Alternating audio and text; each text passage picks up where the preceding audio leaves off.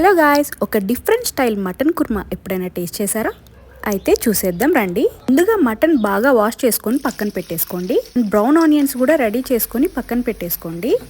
So ఇప్పుడు stove మీద cooker పెట్టుకొని అందులో కావాల్సినంత ఆయిల్ యాడ్ చేసేసుకొని సన్నగా తరిగిన ఆనియన్స్ గోల్డెన్ బ్రౌన్లోకి వచ్చేంత వరకు ఫ్రై చేసేసుకోవాలి.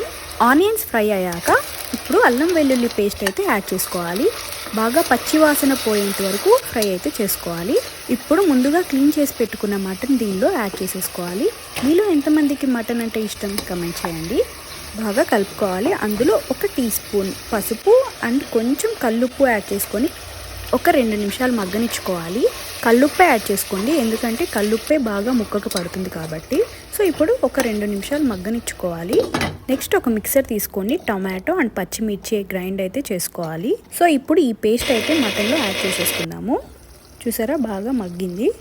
ఈ టమాటో పచ్చిమిర్చి పేస్ట్ యాడ్ చేసేసుకొని ఒక 2 నిమిషాలు బాగా కలుపుకొని ఒక 5 నిమిషాలు బాగా మగ్గనిచ్చుకోవాలి. నా దృష్టిలో కుకింగ్ అంటే ఒక ఆర్ట్. మనం ఎంతైతే ఇష్టంగా చేస్తామో అంత బాగా టేస్ట్ వస్తుంది.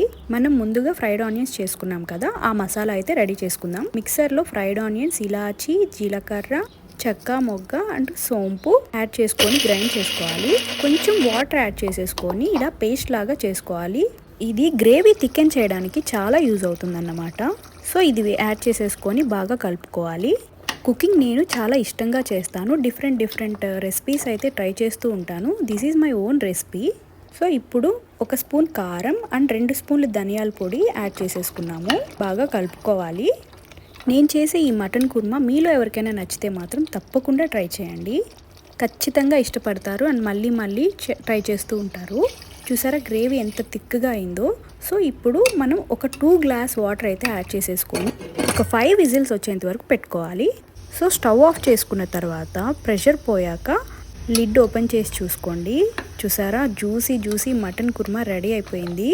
చూస్తుంటేనే నోరు ఊరుతుంది కదా. అయితే తప్పకుండా ట్రై చేయండి. టేస్ట్ ఎలా వచ్చిందో కమెంట్ చేయండి. లాస్ట్లో కొత్తిమీర యాడ్ చేసేసుకోండి. చపాతీలో కానీ అన్నంలో కానీ దేనిలోకైనా బాగుంటుంది. సబ్స్క్రైబ్.